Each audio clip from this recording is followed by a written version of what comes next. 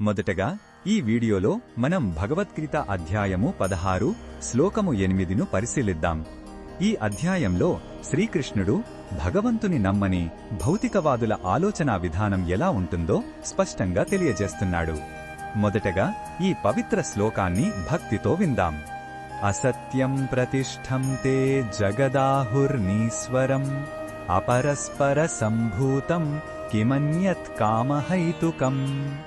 ఈ శ్లోకం అర్థమేమిటంటే, అసుర స్వభావం ఉన్నవారు ఈ ప్రపంచం అబద్ధమని, దీనికి నైతిక ఆధారం లేదని, దీనిని నియంత్రించే దేవుడు లేడని అంటారు.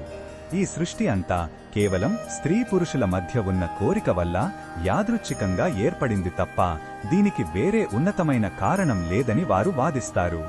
ఈ శ్లోకములో ఉన్న భావం మనకు ఏమి చెబుతుందంటే, ఈ విధమైన నాస్తికవాదం జీవితంలో శూన్యతను నింపుతుంది.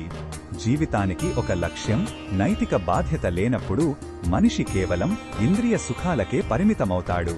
ఇది అంతిమంగా అశాంతికి దారితీస్తుందని శ్రీకృష్ణుడి హెచ్చరిక. ఈ బోధనను మన దైనందిన జీవితంలో ఎలా ఉపయోగించుకోవచ్చంటే, మన ఆలోచనలను మనం గమనించుకోవాలి. జీవితం అర్ధరహితంగా, యాదృచ్ఛికంగా అనిపించినప్పుడు అది సరైన మార్గం కాదని గుర్తించాలి. దీనికి బదులుగా జీవితానికి ఒక ఉన్నత ప్రయోజనం ఉందని నమ్మి విశ్వాసంతో ధర్మబద్ధంగా జీవించడానికి ప్రయత్నించాలి. మరిన్ని భగవద్గీత శ్లోకాల అర్థాన్ని తెలుసుకోవాలంటే మా తదుపరి వీడియోలను తప్పకుండా చూడండి.